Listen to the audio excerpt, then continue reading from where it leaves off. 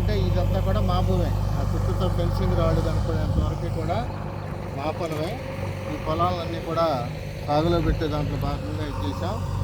మేము ఎక్కడ పొలం కొన్నా కానీ అక్కడ ఒక చేపల చెరువులాగా ఒక చేపల చెరువు చూపిస్తాం. దాంట్లో భాగంగా ఇది చేపలు పెంచుకోవటానికి ఒక చేపల చెరువు లాంటిది ఇది. దీంట్లో ఇప్పుడు చేపలు ఉన్నాయి. ఈ చేపలు వచ్చేటప్పటికి ఒక 30 కేజీ సైజు చేపలు ఇందుట్లో ఉన్నాయి. ఇదిగో ఆ ఫెన్సింగ్ దగ్గర నుంచి మొత్తం ఇదే ఆ కనపడే ఇల్లు అనేది కూడా జగనన్న కాలనీ అని చెప్పి ఊరికి ఆనుకునే మా పొలం ఉంటుంది. ఇదంతా కూడా ఆ ఫెన్సింగ్ చుట్టూతా అది మొత్తం మా పొలమే. చెరువులోంచి కూడా వాటర్ లిఫ్ట్ చేసుకోవడానికి ఇక్కడ ఒకటి ఇచ్చేసాం.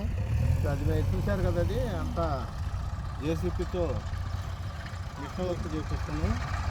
ఈ విధంగా మాకు వ్యవసాయం ఇంట్రెస్ట్ కాబట్టి మేము బీడు పొలాలు కొనుక్కునైనా సరే వాటిని మంచి పొలాలుగా మార్చుకునే అవకాశం నాకు ఉంది కాబట్టి అదేవిధంగా మేము బీడు పొలాలు కొనుక్కొని దీన్ని ఈ విధంగా పనికొచ్చే ల్యాండ్గా తయారు చేయడానికి ఈ ప్రాసెస్ ఉపయోగించి మేము ఈ పొలాలని కొనుక్కుని వాటిని బాగు చేసుకుని మా కుటుంబ సభ్యులు కానీ మేమందరం కూడా వీకెండ్స్కి కానీ ఎప్పుడైనా సరే ఈ ఫామ్ హౌస్ దగ్గరలో ఉన్నటువంటి మా ఫామ్ హౌస్కి వచ్చి ఒక 1 వీక్ 10 డేస్ ఇక్కడ స్టే చేస్తాం.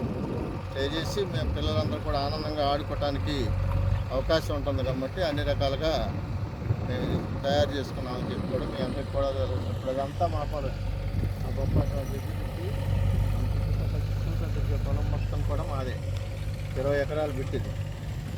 ఇక్కడ నుంచి కూడా తార్ రోడ్డు మాకు అందుబాటులో ఉంటుంది. మా పొలాలకు ఆనుకునే తార్ రోడ్డు ఉంటుంది.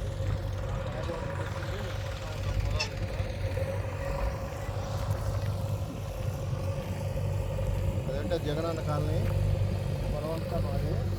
అక్కడికి వచ్చేటోడికి తార్ రోడ్ ఫేసింగ్ వస్తుంది. తార్ రోడ్డు ఎక్కి తార్ రోడ్డు పక్కనే మా చేను ఉండే విధంగా మేము కొనుక్కోవడం జరిగింది. ఇక్కడ అందరూ కూడా ప్రతి ఒక్కరు కూడా ఎక్కడో చోట మీకు అందుబాటులో ఉన్న ప్లేసులో పొలాలు కొనుక్కొని వ్యవసాయం అనేది కొద్ది గొప్ప చేసుకోవాలని చెప్పి నేను మిమ్మల్ని కోరుతున్నాను. Okay, thank you.